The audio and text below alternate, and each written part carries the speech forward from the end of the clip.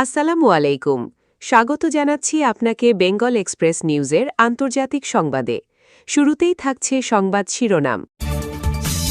নির্বাচন পরবর্তী সহিংসতায় উত্তাল ভারতের পশ্চিমবঙ্গ। ফল ঘোষণার পর দুষ্কৃতিতে অন্তত ৪ জন নিহত। সরকার গঠনের ৪৫ দিনের মধ্যেই বাংলাদেশ সীমান্ত বেড়া নির্মাণের জন্য জমি বরাদ্দ করবে বিজেপি। ইরানের সাথে আলোচনায় অগ্রগতির দাবি যুক্তরাষ্ট্রের। হরমুজ প্রণালীতে অভিযান বাতিল জানালেন ট্রাম্প। ইরানের সাথে যুদ্ধ বন্ধের ইঙ্গিত ট্রাম্পের। তাহলে কি খামেনেই দেশেরই জয়? ট্রাম্পের চীন সফরের আগে বেইজিং গেল ইরানের পররাষ্ট্রমন্ত্রী। তাহলে কি কূটনৈতিক পথে হাঁটছে তেহরান? এতক্ষণ শুনছিলেন সংবাদ শিরোনাম, এখন বিস্তারিত। ভারতের পশ্চিমবঙ্গ বিধানসভা নির্বাচনের ফল ঘোষণার পর থেকেই উত্তপ্ত হয়ে উঠেছে বিভিন্ন এলাকা। জয় পরাজয়ের হিসাব শেষ না হতেই শুরু হয়েছে সংঘর্ষ, হামলা এবং পাল্টা হামলার ঘটনা। রাজনৈতিক উত্তেজনা ছড়িয়ে পড়েছে গ্রাম থেকে শহর পর্যন্ত। বিভিন্ন স্থানে দলীয় সমর্থকদের মধ্যে ধাওয়া পাল্টা ধাওয়া, ভাঙচুর এবং অগ্নিসংযোগের খবর পাওয়া যাচ্ছে। পরিস্থিতি নিয়ন্ত্রণে আনতে মোতায়েন করা হয়েছে অতিরিক্ত পুলিশ বাহিনী। নির্বাচনের ফল প্রকাশের কয়েক ঘণ্টার মধ্যেই কয়েকটি জেলায় ব্যাপক সহিংসতার খবর আসে।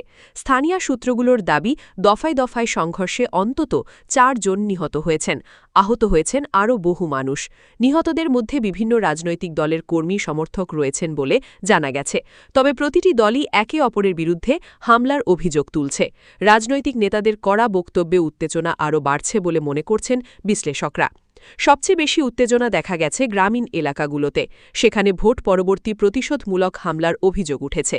বহু পরিবার নিরাপত্তাহীনতায় ঘর ছেড়ে অন্যত্র আশ্রয় নিয়েছে বলেও খবর পাওয়া যাচ্ছে।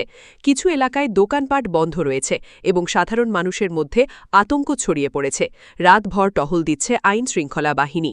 এদিকে রাজ্য প্রশাসনের পক্ষ থেকে শান্ত থাকার আহ্বান জানানো হয়েছে। সহিংসতার সঙ্গে জড়িতদের বিরুদ্ধে কঠোর ব্যবস্থা নেওয়ার হুঁশিয়ারি দিয়েছে প্রশাসন। রাজনৈতিক নেতারাও সমর্থকদের সংযত থাকার আহ্বান জানালেও মাঠ পর্যায়ে উত্তেজনা এখনও কমেনি। ফলে পশ্চিমবঙ্গ জুড়ে পরিস্থিতি কোন দিকে যায় তা নিয়ে বাড়ছে উদ্বেগ।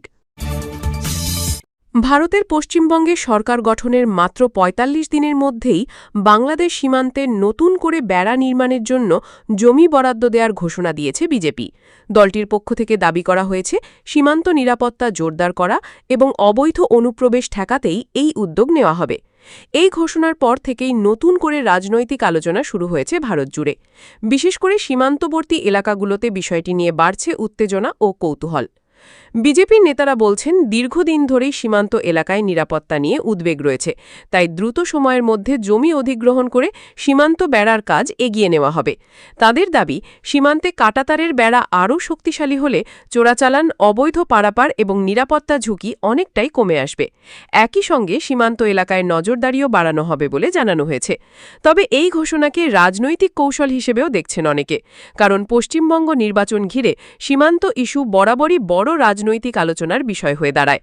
বিজেপি এই ইস্যুকে সামনে এনে জাতীয় নিরাপত্তার বার্তা দিতে চাইছে বলে ধারণা রাজনৈতিক বিশ্লেষকদের। অন্যদিকে বিরোধীরা অভিযোগ তুলেছে, নির্বাচনকে সামনে রেখে মানুষের আবেগকে কাজে লাগাতেই এমন ঘোষণা দেওয়া হচ্ছে।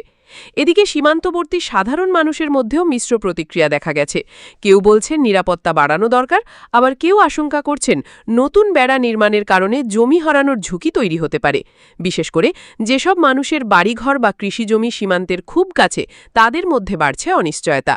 বিশ্লেষকদের মতে বাংলাদেশ ভারত সম্পর্কের ক্ষেত্রেও বিষয়টি গুরুত্বপূর্ণ হয়ে উঠতে পারে, কারণ দুই দেশের সীমান্ত ঘিরে অতীতেও বিভিন্ন সময়ে উত্তেজনা তৈরি হয়েছে।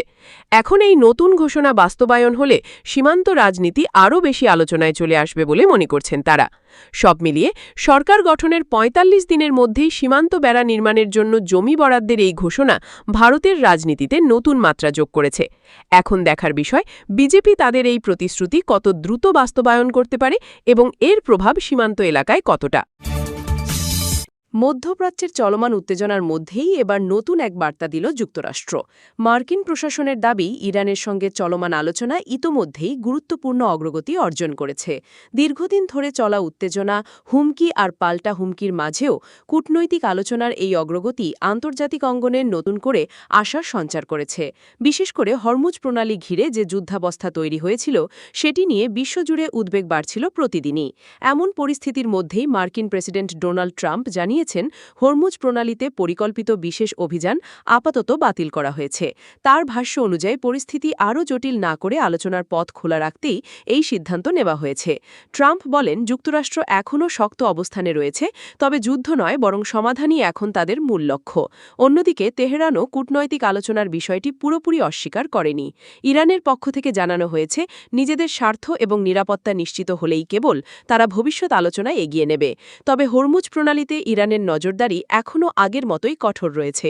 বিশ্বের গুরুত্বপূর্ণ এই নৌপথে প্রতিদিন হাজার হাজার কোটি ডলারের তেল পরিবহন হওয়ায় এখানকার পরিস্থিতি নিয়ে উদ্বিগ্ন আন্তর্জাতিক বাজারও। বিশ্লেষকদের মতে, যদি সত্যিই যুক্তরাষ্ট্র ও ইরানের মধ্যে আলোচনা ইতিবাচক দিকে এগোয়, তাহলে মধ্যপ্রাচ্যের চলমান অস্থিরতা কিছুটা কমতে পারে। কারণ সামান্য একটি ভুল সিদ্ধান্ত পুরো অঞ্চলে বড় ধরনের সংঘাত তৈরি করতে পারে। আর সেই কারণেই হরমুজ প্রণালীতে অভিযান বাতিলের সিদ্ধান্তকে অনেকেই কৌশলগত পদক্ষেপ হিসেবে দেখছেন। তবে পরিস্থিতি এখনও পুরোপুরি স্বাভাবিক নয়। দুই দেশের মধ্যকার অবিশ্বাস এখনও রয়ে গেছে আগের মতোই। ফলে আলোচনার এই অগ্রগতি শেষ পর্যন্ত শান্তিতে রূপ নেবে নাকি আবারও নতুন সংঘাতের জন্ম দেবে, সেটাই এখন দেখার অপেক্ষা। মধ্যপ্রাচ্যের উত্তপ্ত পরিস্থিতির মাঝেই এবার কিছুটা নরম সুরে কথা বললেন মার্কিন প্রেসিডেন্ট ডোনাল্ড ট্রাম্প।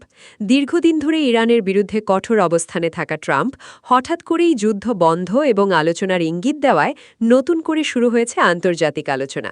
বিশেষ করে হরমুজ প্রণালী ঘিরে উত্তেজনা, পাল্টাপাল্টি হুমকি এবং সামরিক প্রস্তুতির পর এই বার্তা অনেককেই ভাবিয়ে তুলেছে। প্রশ্ন উঠছে, তাহলে কি শেষ পর্যন্ত ইরানের চাপের কাছেই নতি স্বীকার করতে যাচ্ছে যুক্তরাষ্ট্র?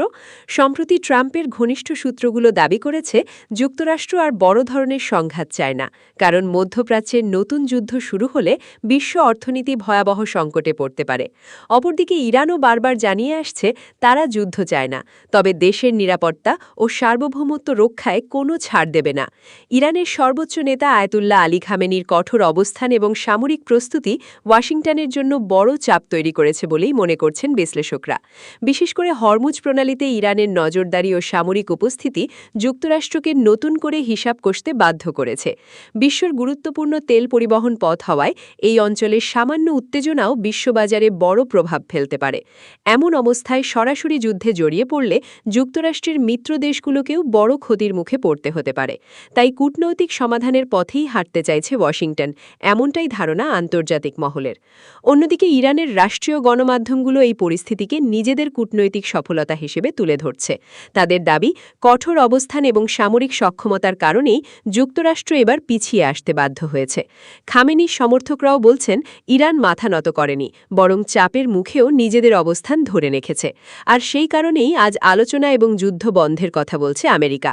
তবে অনেক বিশ্লেষক মনে করছেন, এটি পুরোপুরি কারো জয় বা পরাজয়ের বিষয় নয়, বরং দুই পক্ষই বড় ধরনের ধ্বংস এড়াতে এখন কৌশলী অবস্থান নিচ্ছে। কারণ একটি পূর্ণাঙ্গ যুদ্ধ শুধু মধ্যপ্রাচ্য নয়, পুরো বিশ্বের জন্য ভয়াবহ পরিণতি ডেকে আনতে পারে। তাই আপাতত সংঘাতের বদলে কূটনৈতিক আলোচনার পথই সবচেয়ে নিরাপদ সমাধান হিসেবে দেখা হচ্ছে। এখন সবার নজর পরবর্তী পদক্ষেপের দিকে। ট্রাম্প সত্যিই কি যুদ্ধ থেকে সরে আসছেন, নাকি এটি শুধুই সাময়িক কৌশল, সেটাই দেখার বিষয়। আর ইরানও কতটা নমনীয় অবস্থানে যায়, সেটিও গুরুত্বপূর্ণ হয়ে উঠবে আগামী দিনগুলোতে। তবে বর্তমান পরিস্থিতি অন্তত এটুকু ইঙ্গিত দিচ্ছে, মধ্যপ্রাচ্যের নতুন বড় যুদ্ধের আশঙ্কার মাঝেও শান্তির সম্ভাবনা এখনও পুরোপুরি শেষ হয়নি। মধ্যপ্রাচ্যে চলমান উত্তেজনার মাঝেই নতুন করে শুরু হয়েছে কূটনৈতিক আলোচনা নিয়ে জোর গুঞ্জন। ঠিক এমন সময়ে মার্কিন প্রেসিডেন্ট ডোনাল্ড ট্রাম্পের সম্ভাব্য চীন সফরের আগেই বেইজিংয়ে পৌঁছেছেন ইরানের পররাষ্ট্রমন্ত্রী। আর এই সফর ঘিরেই আন্তর্জাতিক অঙ্গনে তৈরি হয়েছে নানা প্রশ্ন। তাহলে কি সামরিক উত্তেজনার পথ ছেড়ে এবার কূটনৈতিক সমাধানের দিকেই হাঁটছে তেহরান? বিশ্লেষকরা বলছেন সাম্প্রতিক সময়ে ইরান যেভাবে একের পর এক কড়া বার্তা দিয়ে আসছিল, সেখানে হঠাৎ করেই চীনের সঙ্গে উচ্চ পর্যায়ের বৈঠক অনেক বড় ইঙ্গিত বহন করছে। কারণ শুধু অর্থনৈতিক সম্পর্ক নয়, রাজনৈতিক এবং নিরাপত্তা ইস্যুতেও বর্তমানে ইরানের অন্যতম বড় মিত্র চীন। তাই বেইজিং সফরকে শুধুমাত্র আনুষ্ঠানিক সফর হিসেবে দেখছেন না আন্তর্জাতিক পর্যবেক্ষকরা। ধারণা করা হচ্ছে যুক্তরাষ্ট্রের সঙ্গে চলমান উত্তেজনা কমানো, হরমুজ প্রণালীর পরিস্থিতি এবং নতুন সম্ভাব্য নিষেধাজ্ঞা নিয়ে চীনের সমর্থন চাইতেই এই সফর হতে পারে। একই সঙ্গে ভবিষ্যৎ আলোচনার জন্য একটি নিরাপদ কূটনৈতিক মঞ্চ তৈরির চেষ্টাও করছে তেহরান। বিশেষ করে ট্রাম্পের সম্ভাব্য চীন সফরের আগে এই বৈঠক হওয়ায় বিষয়টি আরও বেশি গুরুত্ব পাচ্ছে। অন্যদিকে ওয়াশিংটন এখনও ইরানের ওপর চাপ অব্যাহত রেখেছে। তবে আন্তর্জাতিক কূটনীতিতে চীনের প্রভাব দিন দিন বাড়ছে। তাই অনেকের মতে বেইজিং হয়তো এবার মধ্যপ্রাচ্যের নতুন সমীকরণে গুরুত্বপূর্ণ মধ্যস্থতাকারীর ভূমিকায় নামতে পারে। সব মিলিয়ে ইরানের এই পদক্ষেপ স্পষ্ট করে দিচ্ছে শুধু সামরিক শক্তি নয়, কূটনৈতিক পথও এখন খোলা রাখতে চাইছে তেহরান। আর আগামী কয়েক সপ্তাহেই বোঝা যাবে এই সফর শুধুই সৌজন্য সাক্ষাৎ ছিল নাকি মধ্যপ্রাচ্যের রাজনীতিতে নতুন কোনো সমঝোতার শুরু।